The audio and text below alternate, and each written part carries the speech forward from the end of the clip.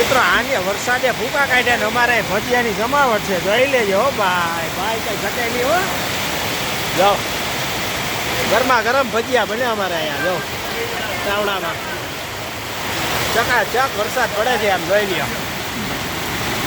પટ્ટીના ને મેથીના ગોટા ને કાંઈ ઘટે નહીં ભાઈ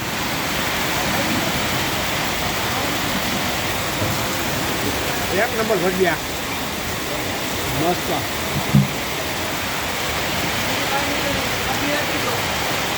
જોઈ લ્યો બાકી ખાવાદરા ગલીમાં હો જો